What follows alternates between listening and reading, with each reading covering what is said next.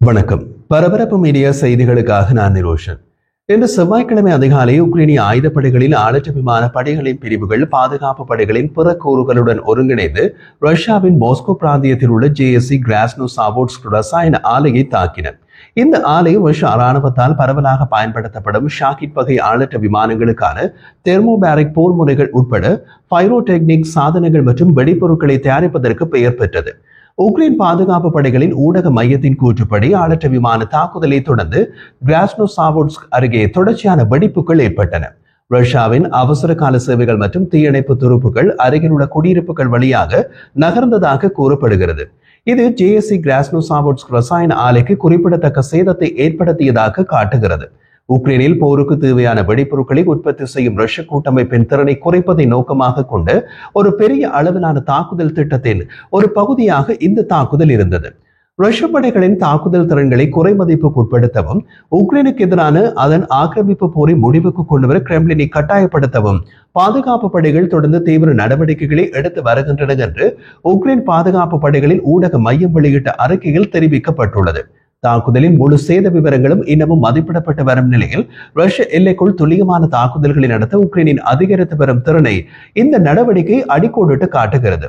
இந்த நடவடிக்கைகள் முக்கியமான விநியோக சங்கிலிகள் மற்றும் ஆயுத உற்பத்தியை சீர்குலைப்பது மட்டுமல்லாமல் ஒரு தெளிவான தந்திரோபாய செய்தியையும் அனுப்புகின்றன. ரஷ்யாவுக்கு உள்ளே உள்ள எந்த பகுதியும் உக்ரைனின் தாக்குதல் வீச்சுக்கு அப்பாற்பட்டது அல்ல. உக்ரைனுக்கு முக்கியமான ஆயுத விநியோகங்களை இடைநிறுத்த உத்தரவிட்ட சில நாட்களுக்கு பின்னர் நேற்று திங்கட்கிழமை அமெரிக்கா உக்ரைனுக்கு அதிக ஆயுதங்களை அனுப்ப வேண்டியிருக்கும் என்று அமெரிக்க ஜனாதிபதி டொனால்ட் ட்ரம்ப் கூறினார். கடந்த வாரம் அமெரிக்க பாதுகாப்பு தலைமையகம் பென்டகோன் தனது சொந்த ஆயுத கையிருப்பு மிகவும் குறைந்துவிட்டதாக குறிப்பிட்டு அதனால் உக்ரைனுக்கு சில வான் பாதுகாப்பு ஏவுகணைகள், துல்லிய வழிகாட்டப்பட்ட பீரங்கிகள் மற்றும் பிற ஆயுதங்களை வழங்குவதை இடைநிறுத்துவதாக அறிவித்தது. அமெரிக்காவின் இந்த முடிவுக்கு ரஷ்ய ஜனாதிபதி புட்டினும் நன்றி தெரிவித்தார். உக்ரைனுக்கு அமெரிக்க ஆயுதம் வழங்காவிட்டால் போர் விரைவில் முடிவுக்கு வந்துவிடும் என்று அவர் கூறினார். இப்போது திடீர் திருப்பமாக ட்ரம்ப் உக்ரைனுக்கு ஆயுதங்களை அனுப்ப போகிறோம் என்று தெரிவித்துள்ளார். உக்ரைனுக்கான கூடுதல் ஆயுத விநியோகங்கள் குறித்து ட்ரம்ப் செய்தியாளர்களிடம் கூறிய போது, நாங்கள் அதை செய்ய வேண்டும். நாங்கள் ஆயுதங்களை கொடுத்தால் தான் அவர்கள் தங்களை தற்காத்துக் கொள்ள முடியும் என்றார். இந்த திடீர் மனமாற்றத்திற்கு என்ன காரணம் என்று அவர் தெளிவுபடுத்தவில்லை. இதற்கிடையில் உக்ரைன் மீதான ரஷ்ய தாக்குதல்களில் குறைந்தது 11 பொதுமக்கள் கொல்லப்பட்டனர் மற்றும் 7 குழந்தைகள் உட்பட 80க்கும் மேற்பட்டோர் காயமடைந்தனர் என்று உக்ரைனிய அதிகாரிகள் திங்கட்கிழமை தெரிவித்தனர்.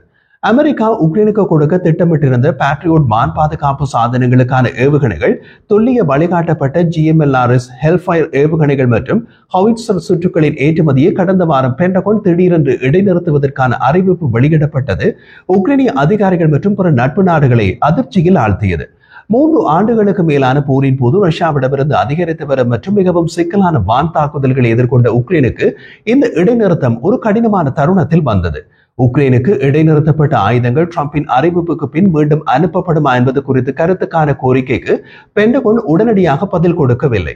ஒரு தனி வளர்ச்சியில் ரஷ்ய போக்குவரத்து அமைச்சர் தற்கொலை செய்து கொண்டார் என்று ரஷ்ய அதிகாரிகள் தெரிவித்தனர். கிரெம்ளின் புட்டினால் அவர் பணி நீக்கம் செய்யப்பட்டதாக அறிவிக்கப்பட்ட சில மணி நேரத்திற்கு பின்னர் அவரது தற்கொலை செய்தி வெளியானது.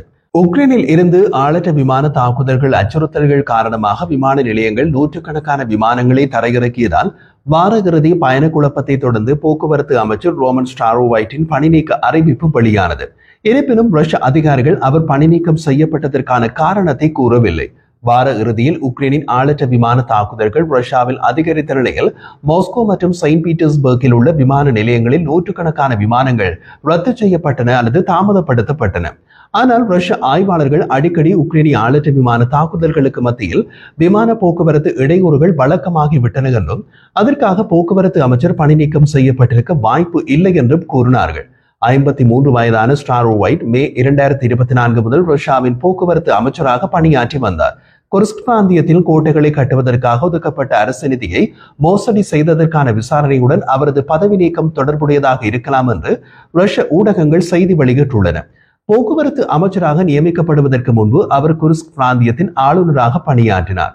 ஆகஸ்ட் 2024 ஆண்டு பிராந்தியத்தில் உக்ரைனிய படையெடுப்பை தடுக்க தவறிய ரஷ்யாவின் தற்காப்பு கோடுகளில் உள்ள குறைபாடுகளுக்கு அந்த மோசடி ஒரு காரணமாக கூறப்படுகிறது. ரஷ்யா உக்ரைனின் பொதுமக்கள் பகுதிகளில் ஒரே இரவில் 100க்கும் மேற்பட்ட ஆளற்ற விமானங்களை ஏவியது என்று உக்ரைனிய அதிகாரிகள் தெரிவித்தனர். ரஷ்யா சமீபத்தில் 3 ஆண்டுகளுக்கு மேலான போருக்கு பின்னர் பொதுமக்கள் பகுதிகளில் தனது விமான தாக்குதல்களை தீவிரப்படுத்திக் உள்ளது. கடந்த வாரத்தில் ரஷ்யா உக்ரைனில் சுமார் 1270 ஆளற்ற விமானங்கள், 39 ஏவுகணைகள் மற்றும் கிட்டத்தட்ட 1000 சக்தி வாய்ந்த சரக்கு குண்டுகளை ஏவியதாக உக்ரைன் ஜனாதிபதி வோலோடிமிர் செலன்ஸ்கி நேற்று திங்கட்கிழமை தெரிவித்தார். ரஷ்யாவின் பெரிய ராணுவம் சுமார் 1000 கிலோமீட்டர் நீளமுள்ள முன் வரிசையில் சில இடங்களில் ஊடுருவ கடுமையாக முயற்சி செய்து வருகிறது. அங்கு உக்ரைனிய படைகள் கடுமையாக பதிலடி கொடுக்கின்றன என்று உக்ரைன் ராணுவம் தெரிவித்துள்ளது. ரஷ்யாவின் படையெடுப்பை தடுத்து நிறுத்துவதில் உள்ள சிரமம், நேரடி அமைதி பேச்சுவார்த்தையில் முன்னேற்றம் இல்லாதது மற்றும் கடந்த வாரம் வாக்குறுதி அளிக்கப்பட்ட சில அமெரிக்க ஆயுத ஏற்றுமதிகள் நிறுத்தப்பட்டதால் உக்ரைன் ஐரோப்பாவிலிருந்து கூடுதல் ராணுவ உதவியை நாட வேண்டிய கட்டாயம் ஏற்பட்டுள்ளது. வெள்ளை மாளிகை செய்தி தொடர்பாளர் கேரோலின் லீவிட் திங்கட்கிழமை செய்தியாளர்களுடன் பேசிய போது, உக்ரைனுக்கு ஆயுதங்களை வழங்குவதில் இடைநிறுத்தம் உக்ரைன் மட்டும் நிறுத்தப்பட்ட ஒரு நடவடிக்கை அல்ல. உலகெங்கிலும் உள்ள அனைத்து நாடுகளுக்கும் அமெரிக்கா வழங்கும் அனைத்து உதவிகள் மற்றும் அனைத்து ஆயுதங்களின் நிலையான மதிப்பாய்வின் ஒரு பகுதியாகவே ஆயுதங்களை அனுப்புவதில் இடைநிறுத்தம் ஏற்பட்டது என்று கூறினார். அமெரிக்க பாதுகாப்பு செயலாளர் பீட் ஹெக்சன், அமெரிக்காவின் தேசிய பாதுகாப்பு நலன்களுக்கு போதிய ஆயுதங்கள் கையிருப்பில் இருப்பதை உறுதி செய்வதற்காக உலகளாவிய அளவில் அனுப்பப்படும் ஆயுதங்கள் மற்றும் ராணுவ உதவிகளை மறு ஆய்வு செய்ய உத்தரவிட்டதாக லீவிட் கூறினார். ஐரோப்பிய நாடுகளுடனும் ஒரு முன்னணி அமெரிக்க பாதுகாப்பு நிறுவனத்துடனும் உக்ரைன் ஒப்பந்தங்களில் கையெழுத்திட்டுள்ளதாகவும், இந்த ஆண்டு உக்ரைன் லட்சக்கணக்கான ஆளற்ற விமானங்களை பெறுவதை உறுதி செய்வதாகவும் செலன்ஸ்கி சனிக்கிழமை தெரிவித்தார். உயிர்களை பாதுகாப்பதற்கான முக்கிய விஷயம் வான் பாதுகாப்பு என்று செலன்ஸ்கி திங்கட்கிழமை டெலிகிராமில் எழுதினார். ரஷ்யாவின் நீண்ட தூர ஷாஹிட் ஆளற்ற விமானங்களை தடுக்கக்கூடிய இடைமறிப்பு ஆளற்ற விமானங்களை உருவாக்குவதும் தயாரிப்பதும் இதில் அடங்கும் என்றும் அவர் கூறினார். திங்கட்கிழமை மேலும் ரஷ்ய நீண்ட தூர ஆளற்ற விமான தாக்குதல்கள் 5 நாட்களில் 3வது முறையாக ராணுவ அணிதிரட்டல் மையங்களை குறிவைத்தனர். இது ஆட்சேர்ப்பை சீர்குலைக்கும் ஒரு வெளிப்படையான முயற்சியாக உக்ரைனின் ராணுவ தரைப்படை கட்டளை தளம் தெரிவித்துள்ளது. கார்கிவ் மற்றும் தெற்கு ஜபோரிசியாவில் உள்ள பிராந்திய அதிகாரிகள் குறைந்தது 17 பேர் காயமடைந்ததாக தெரிவித்தனர். இதற்கிடையில் ரஷ்யாவின் பாதுகாப்பு அமைச்சு நேற்று திங்கட்கிழமை இரவு மற்றும் இன்று செவ்வாய்க்கிழமை அதிகாலை 13 ரஷ்ய பிராந்தியங்களிலும் 2014ஆம் ஆண்டு ரஷ்யாவால் ஆக்கிரமிக்கப்பட்ட கிரிமியா தீபகற்பத்திலும் 91 உக்ரைனிய ஆளற்ற விமானங்களை அதன் துருப்புக்கள் சுட்டு வீழ்த்தியதாக கூறியது. ஆளற்ற விமானங்களின் விரிவான பயன்பாடு உக்ரைன் அதன் துருப்பு பற்றாக்குறையை ஈடு செய்ய உதவியது. உக்ரைனுக்கு ஆயிரக்கணக்கான ஆளற்ற விமானங்களை கொடுப்பதாக பிரிட்டன் உட்பட ஐரோப்பிய நாடுகள் அறிவித்துள்ளன. உக்ரைனுக்கான அமெரிக்க உதவிகள் அடிக்கடி கொடுக்கப்படுவதும் நிறுத்தப்படுவதுமாக நிச்சயமற்ற நிலையில் இருப்பதால் ஐரோப்பிய நாடுகள் உக்ரைனுக்கான ஆயுத உதவிகளை அதிகரித்துள்ளன. உக்ரைனுக்கு கொடுக்கப்படும் ஆயுதங்கள் அனைத்தும் போலந்து நாட்டில் உள்ள உக்ரைன் எல்லையில் உள்ள நேட்டோ ராணுவ தளத்திற்கு போய் அங்கிருந்து தரைமார்க்கமாக உக்ரைனுக்குள் அனுப்பப்படுகின்றன. அவை வழங்கல் பாதையில் தாக்குதல் நடத்தப் போவதாக ரஷ்யா கடந்த 3 ஆண்டுகளாக பல தடவைகள் கூறிவிட்டது. ஆனால் இதுவரை ஒரு தடவை கூட அங்கு தாக்குதல் நடத்தி உக்ரைனுக்கு அனுப்பப்படும் ஆயுதங்களை ரஷ்யாவால் தடுக்க முடியவில்லை. பேட்ரியோட் வான் பாதுகாப்பு சாதனங்கள் போன்ற அளவில் பெரிய ஆயுதங்களும் அந்த போலந்து வழங்கல் பாதை வழியாகவே உக்ரைனுக்குள் செல்கின்றன. அவை உக்ரைனுக்கு ராணுவ விநியோகத்தின் முக்கிய பாதைகளை பாதுகாப்பாக நெதர்லாந்து பாதுகாப்பு அமைச்சு அதன் 5வது தலைமுறை F-35 பல் செயல்பாட்டு போர் விமானங்களை நிலைநிறுத்த முடிவு செய்துள்ளதாக உக்ரைனின் ஃபார்ம் அதிகாரப்பூர்வ அறிக்கையை மேற்கோள் காட்டி தெரிவித்துள்ளது. நேட்டோ நாடுகளால் உக்ரைனுக்கு நன்கொடையாக வழங்கப்பட்ட ஆயுதங்கள் மற்றும் ராணுவ தளவாடங்கள் பாதுகாப்பாக உக்ரைனை சென்றடைய வேண்டும். இதற்காக நெதர்லாந்து F-35 போர் விமானங்கள் செப்டம்பர் 1 முதல் டிசம்பர் 1 வரை கிழக்கு ஐரோப்பா முழுவதும் நேட்டோ வான்வெளியை பாதுகாக்கும் என்று நெதர்லாந்து பாதுகாப்பு அமைச்சு வெளியிட்ட அறிவிப்பில் கூறப்பட்டுள்ளது. நெதர்லாந்து பாதுகாப்பு அமைச்சர் ரூபன் பிரெக்கல்மென்ஸின் கூற்றுப்படி வான் பாதுகாப்பில் F-35 பங்கேற்பது ஐரோப்பிய கண்டத்தின் பாதுகாப்பை வலுப்படுத்துவதற்கான பங்களிப்பாகும். நெதர்லாந்து F-35 விமானங்கள் ரஷ்யாவை தடுக்கும் பணியிலும் பங்களிக்கின்றன. நேட்டோ பிராந்தியத்தின் பாதுகாப்புக்கும் ஐரோப்பாவின் பாதுகாப்புக்கும் நாம் பங்களிப்பது மிகவும் முக்கியம் என்று அமைச்சர் பிரெக்கல்மென்ஸ் கூறினார். இந்த நடவடிக்கை நோர்வேயுடன் இணைந்து மேற்கொள்ளப்படுகிறது. விரைவு எதிர்வினை எச்சரிக்கை பயன்முறை என்று அழைக்கப்படும் இந்த வான் பாதுகாப்பு திட்டத்தில் பங்கேற்க இரு நாடுகளும் தங்கள் 5வது தலைமுறை விமானங்களை ஒதுக்குகின்றன.